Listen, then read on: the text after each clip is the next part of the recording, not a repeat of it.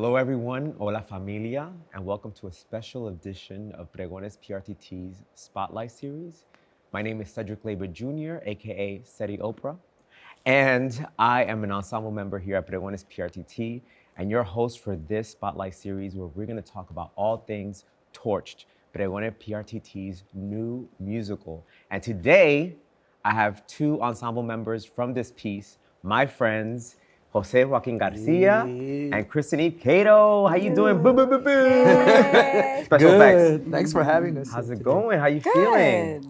Yeah? Good. Yes. Good? Yes. Beautiful. Thank you for coming out today to talk about this piece, a very important piece that represents the history here in the Bronx of these fires, right? This moment that was very traumatic for our people, our Puerto Ricans, our Black brothers and sisters. Can you speak a little bit about the piece, Jose, about what inspired the piece, what audiences can expect when they come see the show? It's about, you would think that it would be something really super sad considering that it has to do with the Bronx Fires of the 70s, but we find, remember that those people that survived are people, resiliency is what we're focusing in on. We're also focusing in on what caused all that pain. And with that, we've created incredible music, incredible staging, I'd like to say. I don't know if you wanted to add something, speak on that. Well, yeah. Something I do want to mention is that what I especially love about this piece and what I think is so important about it is that we're uncovering the mystery behind the fires. We're exposing the arson for profit and the people who were involved and how they got other innocent people involved. So yes, it's celebrating the resilience of the Bronx, but also exposing what really happened. And I think that's what makes this piece so important too. And you all use a lot of historical context. Correct? Yes. Yes. So if we took the phrase of Arturo Schoenberg, it's what you're watching are the missing pages of New York history. Right, of American history. Because though it was happening in the Bronx, it was also happening in the Lower East Side where I'm from. I spoke to some of my friends also in Spanish Harlem. It was also happening. And I remember seeing a fire like that when I was a kid, when that was all happening. And for some audience members who may not know the history, around what time did this happen? What year? In the play, we're dealing with the year 1977. So we are jumping from 1977 in the past to the present in 2021. And so it's kind of a reflection of what happened.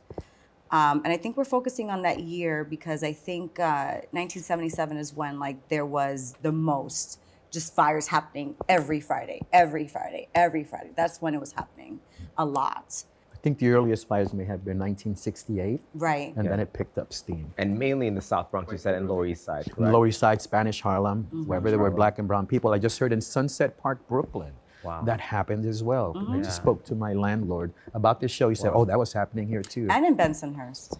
Wow. And so historical context that was created with original dialogue. You want to speak about that, Christin? So the script is a compilation of spoken word, also I guess it's not verbatim, but a paraphrasing of interviews, just taking ideas from these interviews that Rosaba conducted, Omar Perez conducted. Okay. And so there's interviews. There's also an extensive dramaturgy packet that we put together that has articles written by journalists, written by historians that we've also pulled information from. Beautiful. And also there's some improv in there too, just ensemble members getting together and having these dialogues with each other. And so it's a mix of all those things. Jose, what drew you to the project? Having been a member here since '86 is the idea, believe it or not, of playing a New Yorker, which is what I am. And in the past, I've played Puerto Ricans from the island of Puerto Rico. So now that it's from here, I feel like no translation is necessary. When I play the character of Tito Morales, bodeguero, so I know that guy. I had a bodeguero live above me. So we called him Morales last name because that was Don Morales. And Tito, which is for me, is a composite of Don Morales. And also, since my character is an activist, I fashioned him after Frank Espada, who was the father of Martin Espada, the Brooklyn born New Yorker poet who was, this guy filled with fire, who, did not play around, but when people loved him and he was charming. So I'm playing that charmer guy who's trying to do good and, taking the Not a far reach for you because not you're a far very reach. charming. Oh my, hey, listen, hey, all day, every day. I work with what I have. Yes, all the charm. Always giving charm. That's this character, so I feel like I love it. I'm having the time of my life playing Tito and you're doing filling such a in great the blanks. job. Thank you so I've much. seen some clips and thank you. You're playing it beautifully. Christin, what drew you to the piece? Because I'm from the Bronx. Hey. Yeah! Hey. Boogie down. BX. She baptized us.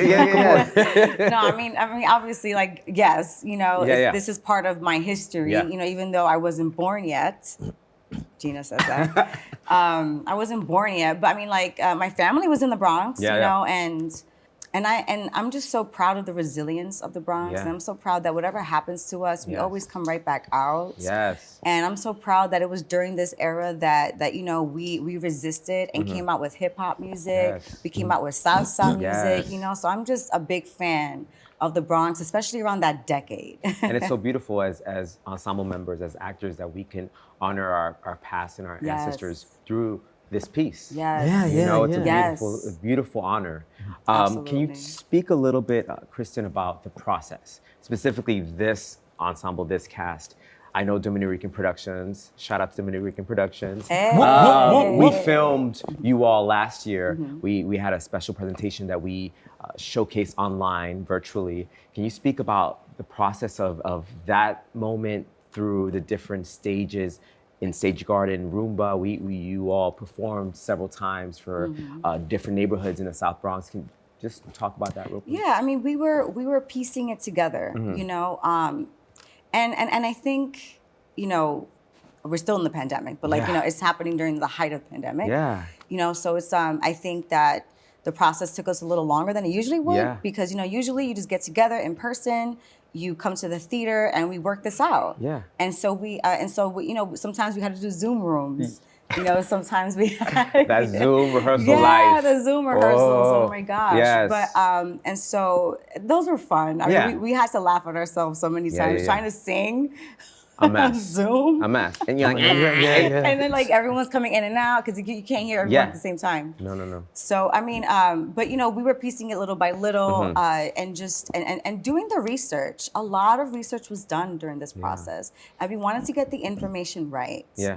And so I think that was very much part of the process. Like from that time that we all met last year up until now, it's been about researching what happened, uncovering things that have happened, talking to people who were there, creating, and then digging into our characters and finding out what they want from this world right now, because we are dealing with the past and the present. And how to make this above all entertaining. Amen. Right? That too. That's Can't important. It can't be like a pamphlet or it can't be depressing. No. Snooze fest. Like, you know what I'm saying? There's got to be lift up spirits. Yeah, and we want to celebrate. We want to celebrate the fact that look at us, we're still standing, we're still here. Yeah, and a lot of that celebration comes out in the music, which we will get to. But José, can you speak a little bit about presenting Torched this summer and this fall at the different versions of Stage Garden Rumbas here in the South Bronx? What was that like to perform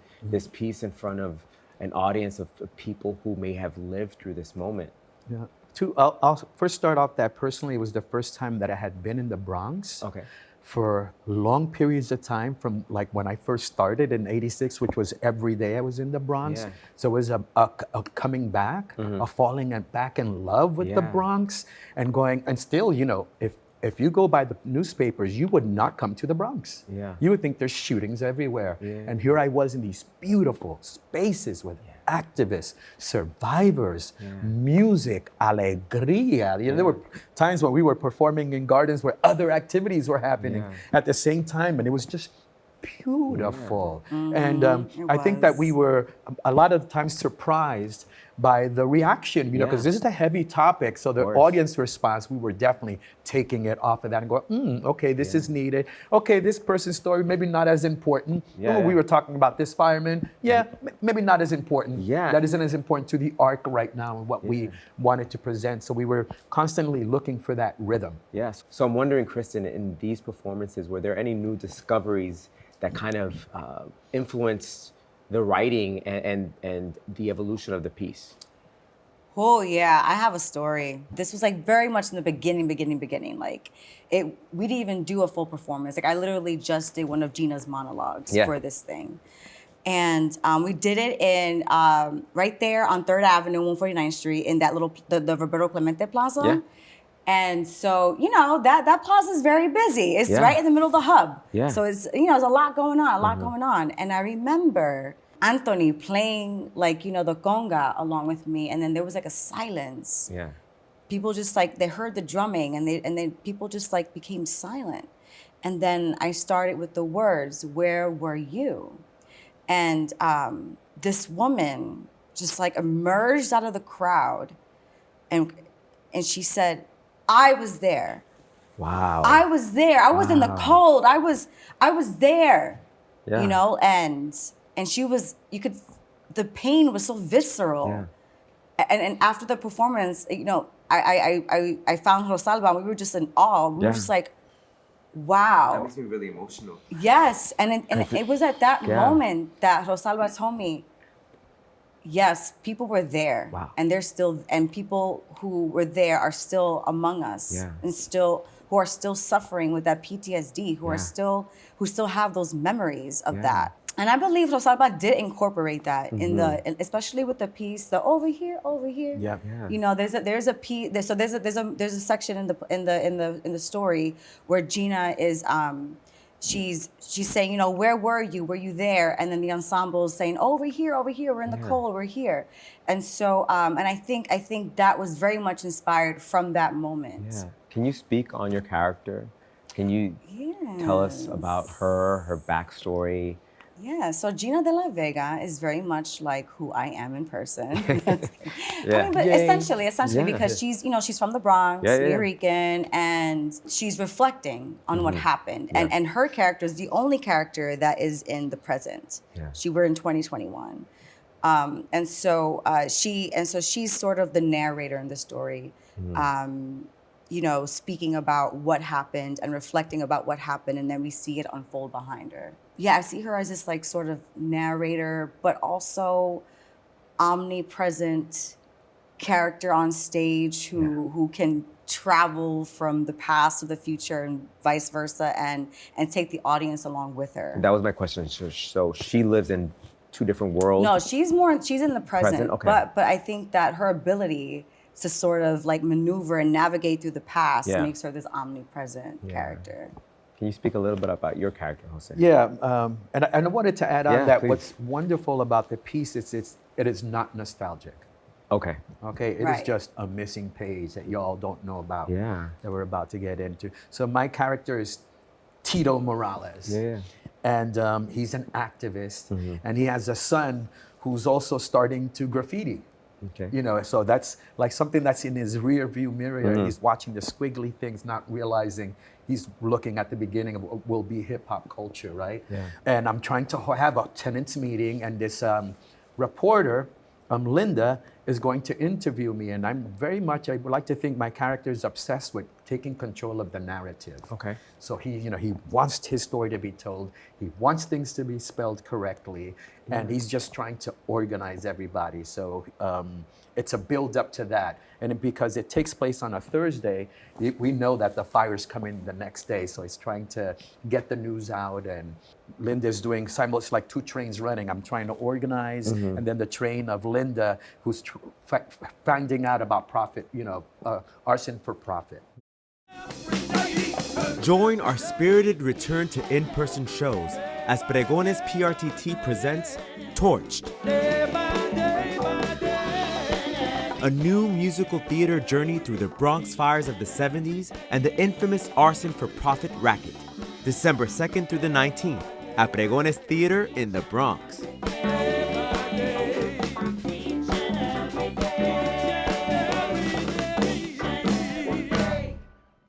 know how long Rosalba has been working on this piece? For 5 years. Yeah, right? for 5 years? She said, that she's been 5 years before certainly showing, Yeah, and I know, Christin, what's your official title here at Pregones? You're not only an ensemble member, but you're also resident dramaturg. Beautiful. So can you speak a little bit about that, working with Rosalba on this piece, and maybe what inspired her? She's not with us today. Shout out to Rosalba, we love you. How you doing? But maybe talk to the audience a little bit about Rosalba's journey with writing the piece and the characters. Yeah, so Rosalba had a lot of information before I jumped in. Rosalba already had done a lot of her own research. She already had done a lot of her own structuring of what the play, how she wanted the play to kind of unfold and how she wanted and which characters she wanted to introduce. Yeah. So when I jumped into the project, that was already there. So what I helped her with as dramaturg is the dramaturgical aspects with just helping her with the history, helping her formulate the ideas by structuring them in a way where they can elevate the story, where they can help deconstruct the characters. Yeah. Dramaturgy is deciphering, what information do we need in this play, and what don't we, and what do we not need? Yeah. And that's so hard to do when there's a plethora of just good information. And so that's what I really came in to help her with. This is what needs to stay. This is what, this is really good. Maybe we could incorporate this somehow, but let's keep it to the side. Maybe for a future rendition and this stuff this has been done so much, we can put this to the side. People already know this. Mm-hmm. So it was that kind of, that's the kind of role I had in this And that process happens in the rehearsal space, or does it happen separately in her office? Both, yeah. I mean, it happened, during, especially a lot during table work. Yeah. Before table work, when I was helping her do the dramaturgy packet, which is just a packet of drama stuff. Yeah.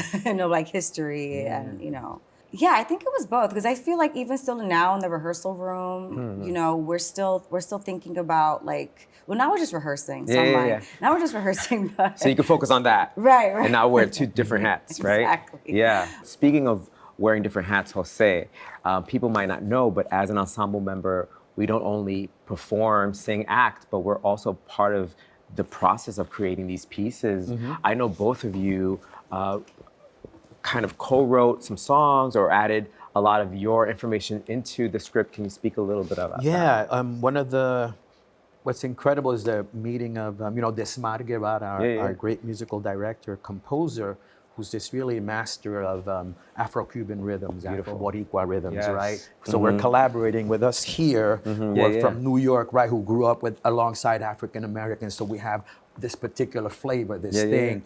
And it's just seems super easy whenever this model brings an idea and we just jump on it immediately. We know what it is and we're just having fun. So the creations of the songs really have been happening. There was one instant where Desmar had written this section and he played it, and before playing the section, everything came to life. This part said, well, I'm not going to do what I wrote. We're going to do what you guys just did. So that was just great. And that happens really a lot in these. That's what I like about working with this mod. Is that he really, he's so open to musical collaboration. Beautiful. He's one of those people where he'll listen to your ideas, and if it works, it works. And if it doesn't, but he likes it, he'll find a way for it to work. And of course he always comes in with his own stuff. And then if we're what if this, what if this feels better, this sounds better, and he'll be like, yeah, you're right. But what I just love is that he's not so egotistical about it. I don't know. I feel in the business, you're always gonna find these musicians who are super egotistical. They're no, this is my work, and he's not like that. And I think that's one of the beauties of working here, is that they really want our input, and you don't get that experience really outside of here. They really want us to bring our own experiences into the piece and our own vibe and flavor. And speaking of flavor, what kind of flavor are we getting with this music in this piece? Ooh, we're getting that. We're getting a lot of things. We don't, We're getting urban, right? We're getting urban. Funk. We're getting because remember, this is the 70s. This is the Bronx, right? Yeah. In the late 70s and 77. So Donna Summer, right? Boogaloo, right? Yes. We have some Boogaloo. We have a lot of funk. Yes. And hip hop too, and you know, also honoring the time that we're in now. Yeah. Because it also takes place, you know, whenever Gina's on stage, we're sort of in the present. Yeah. So there's a modern sound to it too. Yeah. So we're not trying to recreate that sound, but but you'll see the elements of that. Yeah. Mm-hmm. I'm not sure if it's still in there, but last year you had that song, No Mio, na na na na na na na na. Is it still in there? It's still in there. I think it's gonna come later in the show. Yeah, I think so. I think it's so funny that the thing that started off, you know, what started off the show looks like that's gonna be the high point, how we end it when there's prayer right before. To me, that's a beautiful choral-esque type of piece of music. So you're also giving me some classical sound as well. Gregorian chant, baby. Gregorian chant. Yeah. And those, you know, we used to do, you know, Good Fridays, you know, con las velas with the la procesión. It conjures that up for me. Yeah. And then we also, I think I was sharing this with Christin, is like, with this piece, you're conjuring up spirits, people, and ancestors. They were people that did not make it. And so those people, and I was here, you don't know who they lost. Yeah. You know, we're going to. Very spiritual. Yeah, which very is exciting. a component in every which reminds me of this character, the spiritual character, you know, who's gonna bring it all back for us. So yes, Gina is very spiritual. Yeah. So Patrick is playing the role of the landlord in this show. Mm-hmm. Yes. And who is Omar Perez playing? Bert, the firefighter. Bert. Yeah. Great, beautiful. So let's give a shout out to the rest of the cast. Yes. I know Liseli's also in it. Liseli, oh my gosh. She's playing Linda the reporter. That's a songbird right up in there. Yes. And people need to see this. And you have one more ensemble member in the piece. Oh, Claudia, who just joined us. Yes. So yes, and she's playing Candy, the neighborhood. You know, the teenager on the block who knows what's going on all the time. Yeah. And very involved. She's also an activist. Yes. She's also, you know, somebody who is she's a Puerto Rican from the island who moved to the Bronx. And so she just has this spirit of like activism, this spirit of like resistance. And so she really embodies that. Is there an abuela in this piece? Because you know, us Latinx people love to put an abuela in every piece. There's an Ana. There's an Ana that we don't see. But Rosario was like, no abuela in this piece. Okay. Oh my God. So we love an abuela. I'm already the older. We don't need an abuela no more. So we go. But Doña Ana, she's you know, she's an implied abuela. Yeah, she's an implied abuela. She's an implied abuela. Beautiful. So quickly, Desmad wrote most of the music. Everything's original, correct? Everything is original. Okay. I can't think of one song that was not a collaboration. Yeah. It was really unlike. I often think of Desmad as a unicorn, and I'll explain why, because I've been here since '86, and there was a moment where there was complete collaboration, and then comes this guy who's able to write the whole dang thing, which was amazing. Brilliant. You know? Game over, right? The Red Rose. Yeah. And now this piece is going back to like when I started, right? Which is just, he brings an idea, and then we all jump on it. When did you start again? What year? 86. 1986. We were babies. I wasn't born yet. Wasn't born yet. Are you serious? I was born 87. That's a line in the show. I wasn't even born yet. I wasn't born yet is a line in the show. There's a line in the show. Yeah, it's actually my line. What is the message of the piece? What do we want our audiences to leave with when we experience Torched? Well, I want them to understand what happened. Yeah. You know, and that what happened isn't just some legend. That it isn't some like story in the past that's just that deserves to be buried there, you know, and just like never to be, you know, found again. Like no, like we need to recognize this as part of our as a part of our history. Yeah. And to also celebrate the resilience of who we are, and to recognize that and to celebrate that. I think that's what's so important. I think because you know, the history books don't show us love. No. So especially our history. That. Yeah. The history of the South Bronx. Exactly. You know. Exactly. And these fires, you know, were created out of design. Okay, it took a lot of effort to do that. Yeah. So we get to see, I think, absolutely, and showing that we weren't sitting on our hands. We were active. We were helping each other. Yeah. We took our streets back. Yeah. We took us as best as we could. Right. Yeah, with what little we had. Because I know during that time, the young lords were very present. Yes. And our history books don't talk a lot about them, don't mention them at all, pretty much. So they were a big part of being there for the community. Yes. And helping and our people, like you said, taking back the streets and taking back this moment and building each other up. Yeah. Really quickly, favorite moment in the show? My favorite moment, it's kind of a I don't want to say morbid, but it's a sad one. It's a serious one, but it is my favorite moment because it's just so beautiful. Yeah. It's when Gina, she's reflecting on people praying in front of the buildings. Yeah. On Thursday nights, praying on Thursdays because the fires would happen on a Friday. Wow. And so the ensemble, they just do this. They have this entrance where it's just breathtaking. It's when you run in and then you're all running in after each other in this chain, and then you form this like beautiful tableau in front of the building of like, and that you're praying, and at that moment, like we're all on stage together, and like even though I'm in the future and they're in the past, we've somehow warped into the same time, and we're there suspended in this time, and it's such a powerful moment. I love that moment. Yeah. Do you have one? A favorite musical number? Yeah, I think I enjoy very much the moments when my character, Tito Morales, is in the bodega. Because I really do get in touch with the violence, right, of that time. And me at being 58 going, what, I can't believe I'm here. I'm still alive. And now I get to tell this story about my neighbors, in effect, And being from the Lower East Side, we always had a straight connection with the Bronx. Anything that was happening there, because we had family, hip-hop, we got it firsthand, like immediately. So it's one-on-one.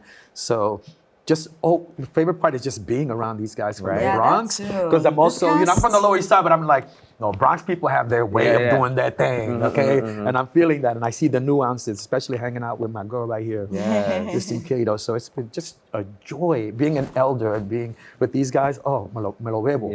I love it. Beautiful. Well, listen, thank you so much. Thank you for being here today I love you so much. and sharing. I love you all so much. I'm such a fan of your work as artists and as people. And thank you all for tuning in today. We hope that you enjoyed this special edition of Spotlight, our Spotlight series featuring the cast of Torched. Please stay tuned for future events here at Pregones PRTT and future installments of Spotlight series hosted by me, Cedric Labor Jr., aka Cedi Oprah. Take care. Peace. The host with the most. With the most. Nos vemos.